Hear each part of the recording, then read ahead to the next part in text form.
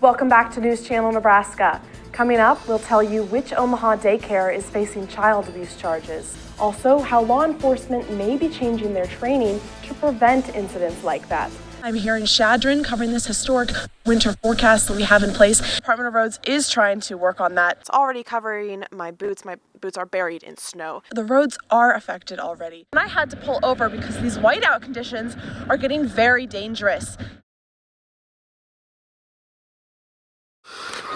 This could hurt bad. What would have been one salesman's biggest sell yet turned into a tragedy after some drama on Wall Street. Frank Schnabel lives in northeast Nebraska, where he usually resells used signs or parts. So when a GameStop closed down in January, due to the rise in online sales, Schnabel did what he always does and took their 3 name signs with the intent to resell. But suddenly, what was just a usual business trade became a viral bidding war. After chaos on GameStop's stock broke out this week, within a snap, Schnabel was getting offers from all over, ranging from $3,600 for 2 signs and $2,500 for 1, and even a man asking to ship them to Massachusetts. Schnabel was going to sell 1 sign Saturday morning when he got a disappointing call.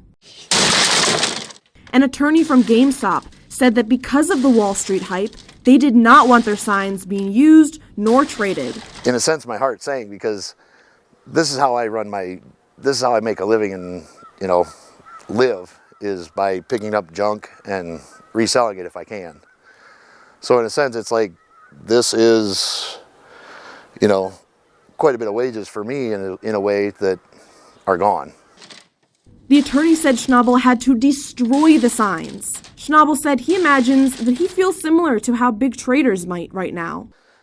In a way, it's happening to me, but I'm just still a little guy. I've never been a big guy, There are just a few days left until he has to destroy the other 2, something Schnabel says he's dreading.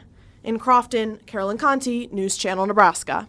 There have been a lot of questions this year about how exactly police are de-escalating situations. For answers, we went to a police department in Nebraska that's had a lot of success at this. Lincoln's.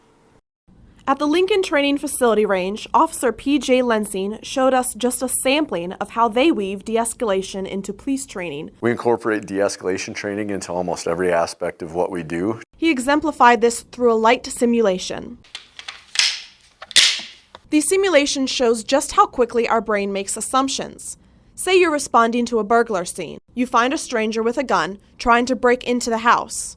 While I nervously wielded my gun at the mock suspect, Lensing pointed out that they've had calls like this where the suspect turns out to be the house owner himself, who locked himself out. Besides situations where an untrained person like me might panic, Lensing says where call scenes go wrong most is often a dilemma of timing and distance. The more time, the more distance, and even the more cover that we have in certain situations, especially those higher level situations where there's a higher level of force potential, things are very stressful. It gives us more opportunity and more time to diffuse or de-escalate the situations. For example, in the simulation, you can see here as he tells me to find cover first to avoid conflict. Clearly, de-escalation includes more than just communication. Perhaps because of his background in education, Lensing incorporates lessons on it into all aspects of training. That may be just one of the reasons that in 2019, Lincoln used force only 182 out of as many as 1 million contacts in a year. Another factor is that Lincoln's police department likes to go beyond expectations. For example, Nebraska requires 22 minimum hours of training, but Lincoln requires nearly double. It's also one of the few nationally accredited agencies. And it welcomes community information sharing at their Transparency Hub online. While police departments around the country are facing a lot of challenges, Lincoln's police department hopes that by reevaluating policies and growing their training programs, trust in the police will grow as well as the likelihood of peaceful interactions. In Lincoln, Carolyn Conti, News Channel Nebraska.